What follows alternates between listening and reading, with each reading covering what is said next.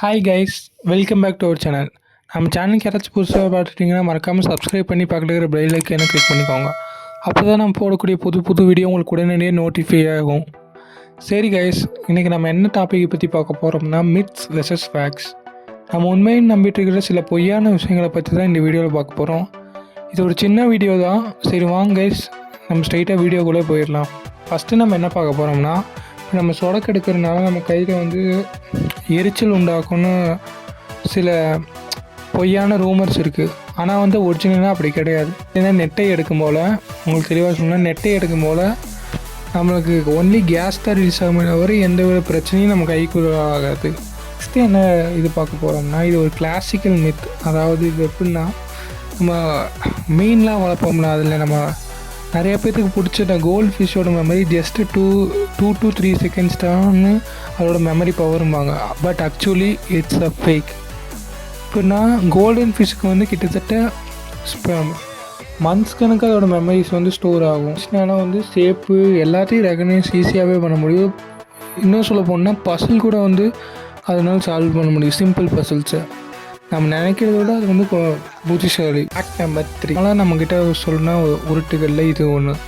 அதாவது என்ன சொல்கிறாங்கன்னா, நம்ம ஹியூமன்ஸ் நம்ம 10% ஆஃப் த பிரெயின் தான் யூஸ் பண்ணுறோங்கிறாங்க. 90% பாக்கி 90% நம்ம யூஸே பண்ணுறது இல்லைன்னாங்க.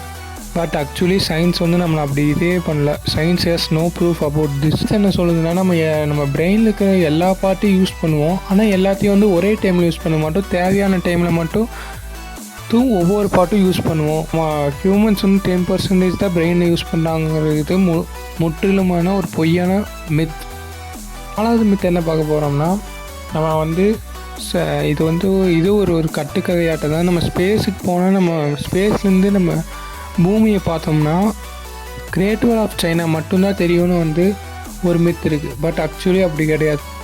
என்ன சில ஆஸ்ட்ரோனட்ஸ் என்ன சொல்கிறாங்கன்னா, ஸ்பேஸுக்கு போய் எக்ஸ்ப்ளோர் பண்ண ஆஸ்ட்ரோனட்ஸ் சிலதை நமக்கு இது அவ்வளோ தெளிவாக தெரியலனாலும் ஓரளவுக்கு தெரியும் great wall of China. But சில சிட்டிஸ் அண்ட் ஏர்போர்ட்ஸ்லாம் நம்ம வெறுங்கனால் பார்க்கும்போது நல்லாவே தெரியுதுங்கிறாங்க ஸ்பேஸ்லேருந்து.